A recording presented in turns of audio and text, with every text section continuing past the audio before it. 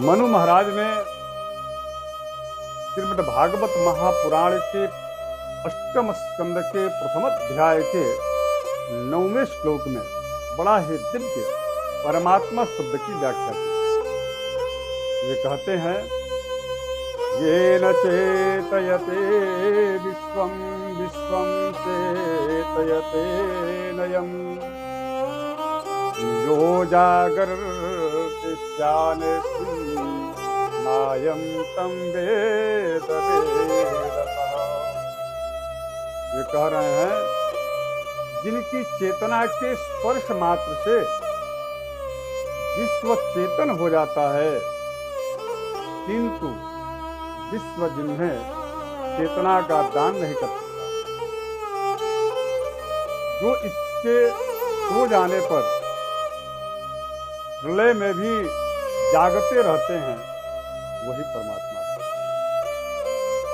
दर्शकों, वास्तविक स्थिति यही है। जब हम सामान्य रूप से, जैसे मान लीजिए आपका नाम रमेश है और आप सो जाते हैं,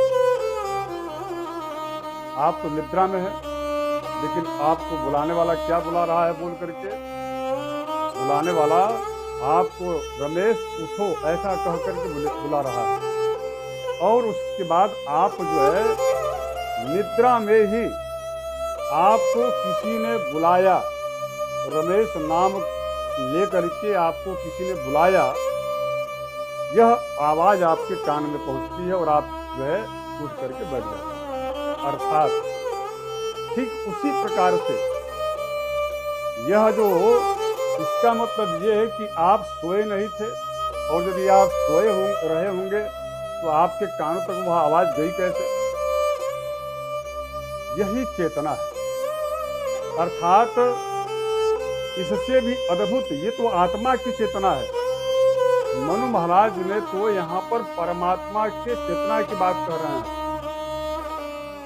जिनके संस्पर्श मात्र से ये पूरा विश्व चेतन विश्व को आ जाता है, चेतना आ जाती है। ऐसे अद्भुत जो शक्ति है, भगवान क्या जो अद्भुत, जो उनकी जो है अद्भुत जो क्षमता है, ऐसी जो शक्ति है जिसको हम जानते नहीं हैं, उसी शक्ति को परमात्मा कहा जाता है, वही परम आत्मा है।